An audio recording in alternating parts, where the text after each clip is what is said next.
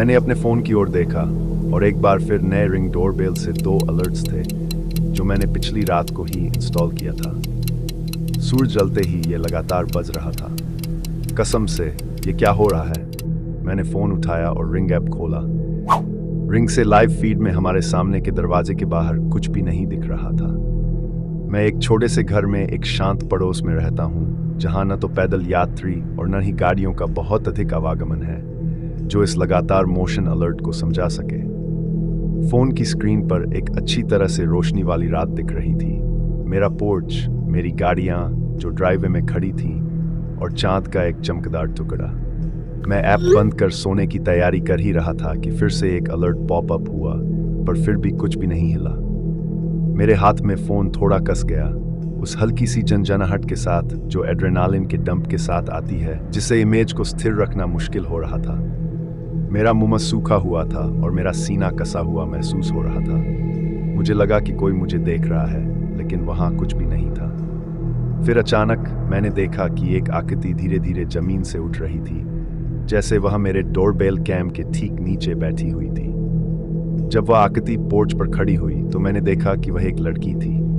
उसके लंबे काले बाल थे और उसका चेहरा नीचे की ओर था, जिससे उसकी बड़ी माथे की चमक चांदनी में चमक रही थी।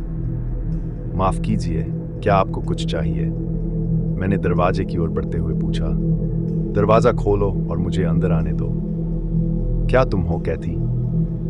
मेरी बहन मुझे जेरी बुलाती है और मैं इस तरह रात के बीच में उसे अपने घर के बाहर खड़े होने की उम्मीद नहीं कर रहा था।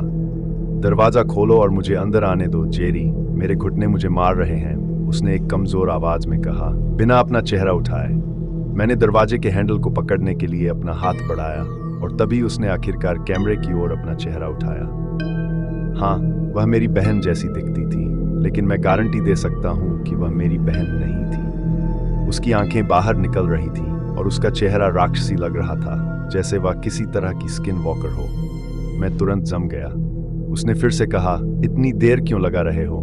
अपनी बहन के लिए दरवाजा खोलो। मैंने एक पल का विराम लिया और धीरे धीरे दरवाजे से पीछे हट गया। मैंने अपनी बहन को फोन किया, जिसने नींद में उठकर कहा, जेरी, रात के बीच में क्यों फोन कर रहे हो? उसकी नींद में आवाज सुनकर मेरे रोंगटे खड़े हो गए। अगर मेरी बहन अपने घर पर सो रही है तो यह अजीब लड़की कौन है जो मेरी बहन होने का दावा कर रही है और जो बिल्कुल उसकी तरह दिखती है? मैंने दरवाजे की ओर मुड़कर देखा और फिर धीरे धीरे अपने फोन की स्क्रीन की ओर देखा। वह अभी भी वहीं थी, मेरे दरवाजा खोलने का इंतजार कर रही थी। मुझे अपने पैर कांपते हुए महसूस हो रहे थे, लेकिन अपनी आवाज में सारी हिम्मत जुटाकर मैंने चिल्लाया, तुम मेरी बहन नहीं हो और मैं दरवाजा नहीं खोलने वाला। उसने मेरी प्रतिक्रिया सुनकर एक चौड़ी मुस्कान दी और फिर कैमरे पर अपनी उंगलियों को ऐसे रगड़ने लगी जैसे वे मेरे चेहरे पर हों। उसकी हड्डी जैसी लंबी उंगलियां देखकर मुझे मिचली आने लगी। तुम कौन हो और मुझसे क्या चाहती हो? उसने लगातार 5 सेकंड तक हंसते हुए कहा और फिर कैमरे के सबसे करीब लाकर फुसफुसाते हुए कहा, मैं सिर्फ ये बताने आई थी कि तुमने अपना पिछला दरवाजा खुला छोड़ दिया है। मुझे यकीन है कि यह सुनकर मुझे दिल का दौरा पड़ गया था और फिर अचानक वह लड़की डोरबेल कैम के सामने से गायब हो गई।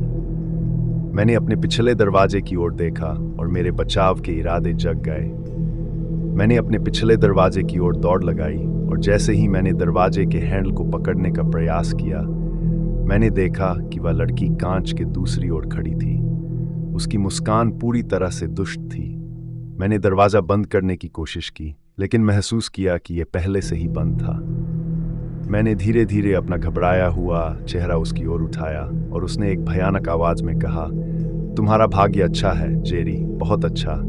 सोचो, अगर तुमने दरवाजा बंद नहीं किया होता तो क्या होता? फिर वह अंधेरे में गायब हो गई। मैंने पुलिस को बुलाया और उन्हें इस औरत के बारे में बताया।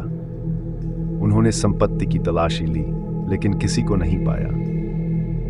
और भी अजीब बात यह थी कि जब मैंने कैमरे की रिकॉर्डिंग देखी तो वहां कोई नहीं था, सिर्फ मेरी आवाज किसी अदृश्य प्राणी से बात कर रही थी। मुझे लगता है कि कैमरा शायद खराब हो गया होगा या कुछ और, लेकिन मुझे पता है कि मैंने क्या देखा।